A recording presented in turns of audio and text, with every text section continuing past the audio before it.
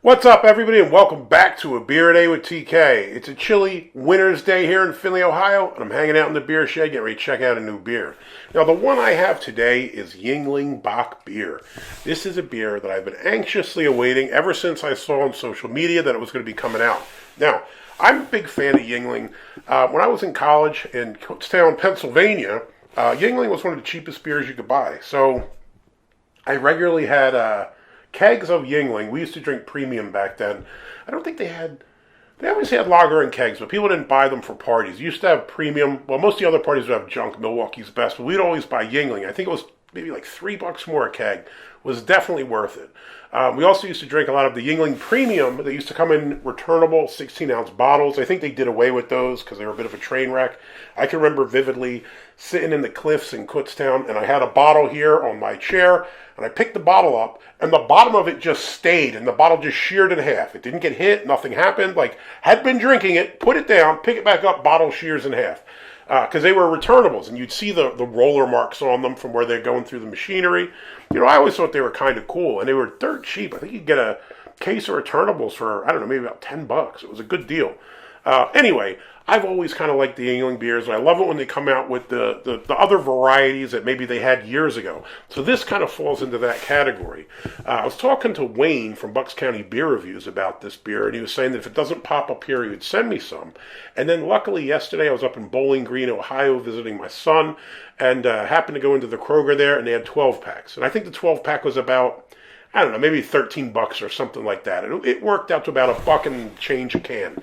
Now, I have had this before, but when I looked on Untappd, it looked like the last time I had it was 10 years ago, 2014. And back then it was in a bottle, and it had like a red label. It was really interesting. I've got to find it. In this beer shed, I always save all the Yuengling bottles from all the different varieties just because I'm a fanboy, I guess, of Yuengling. But unfortunately, because it's winter, half the shed is filled with my deck stuff. So my table and my benches and all this stuff, so I can't access half the beer shed because it's blocked off. So I can't find the bottle right now, unfortunately. But thrilled to be able to find this. 5.3% ABV. I couldn't find anything on the IBUs. I don't think it says it on the can. No, not much on the can. Just says oldest brewery in America. Yuengling, German-style Bock. DG Yuengling & Son, Pottsville, Pennsylvania. And that's about it. So let's give it a shot here. Ratings-wise, does pretty good. 3.32 on Untappd, 3.37 on Beer Advocate. Now, the time I'm recording this, it's actually a Sunday. I think Wayne recorded and released his video on this yesterday. So I'll try to get mine out in the next few days as this is relatively new. But if you want to see someone else's take on this, check out Bucks County Beer Reviews. So, first things first, in the glass, this looks really appealing. Now, when you see it down here, it kind of looks dark, right?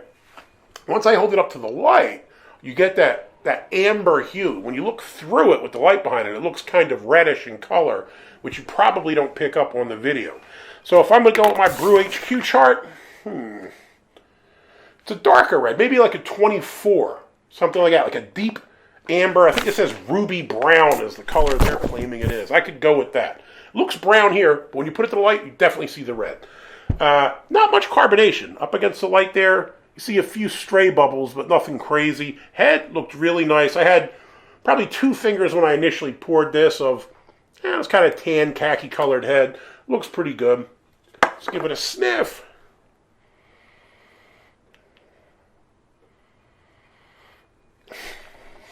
Gave it the old Anderson there and sniffed some in. The nose is pretty decent. I mean, I think you get definitely like a sweet caramelly kind of malt smell to it. And that's it. It's not real overpowering, but it's definitely there. It's definitely more of a sweeter malty smell.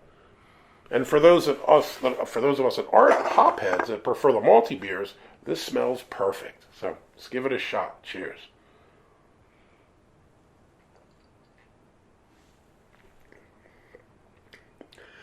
Body, medium light. It's medium, but on the lower end of the medium scale once again. Flavors, I think this is a good beer. You got a lot going on here. I think you definitely get some nice bready, roasty notes there. You definitely pick up maybe a little bit of chocolate. You pick up a little bit of caramel. And it all kind of works together quite well. I'd say it's a little bit sweet because it's more of a maltier beer. But it's not cloyingly sweet or so sweet that it would be distracting if you're not really a fan of, there are some really sweet beers out there, it's not quite that sweet. But you definitely get a nice malty sweetness to it. You get a tiny, tiny hint of bitterness, but nothing really worth noting at all. And at the back end, like a tiny, tiny hint of bitter. I think I might have drinking this whole beer before the video was over. Here's what I will say. For Yuengling, which is at this point, I know they're not maybe considered macro, but they're macro, right? When Yuengling was just Pennsylvania in limited areas, it was a regional powerhouse. Now you can get Yuengling just about anywhere. And I'm happy with that. I mean, I have to say, if I'm forced to drink a macro, or if you go somewhere to a restaurant or somewhere and they don't really have anything but Bud Miller Coors, nowadays most of them will have Yuengling as well. And to me, that's a more acceptable kind of macro. I don't mind Yuengling. Like I said, I kind of came up with it in college, so I don't know. I'd rather support them than Bud Miller or Coors. Now, that being said, as they get bigger, I would like to see them do more of this stuff. Now, I know Yuengling has a very rich brewing history. I'm sure you've got books of recipes going back hundreds of years. Break them out, man. Get adventurous. Start doing more stuff like this. Now, if you look at the Yuengling line, usually you can get, I'm going to go historically here. When I was in school, you could get Yuengling Lager, Yuengling Premium, Black and Tan, Lord Chesterfield Ale, which is underrated and slept on. Try that if you haven't had it. And that was kind of it. Now, occasionally, you would get the Bock or some other seasonal varieties like the Oktoberfest started coming out. And now they start doing some weird crap like Yuengling Light, which is not particularly great, and Yuengling Flight, which is, I don't know. I mean, it's their attempt to do a low carb, all that kind of stuff beer, but not for me. This one, on the other hand, stunner. I'd love to see you guys keep this around. I think this would probably sell pretty well because this is a really solid beer, especially for a macro. So for me, Yuengling Bock, big thumbs up. Thrilled to try this again after 10 years. And I'll probably buy a couple more 12 packs of this and bury them in the garage or something, because once this goes, I probably won't see it for a while. So big things up for the Yuengling Bock. Hopefully you liked the video. If you do, give me a thumbs up, hit that like button. If you want to see more videos like this, please hit subscribe. And as always, got any comments or questions, jump in down below. Have you tried the Yuengling Bock yet this year? If so, let me know what you think about it. Are there any other styles or different Yuengling historical beers you think they should be bringing back? If so, let me know in the comments. Hey, until next time, cheers.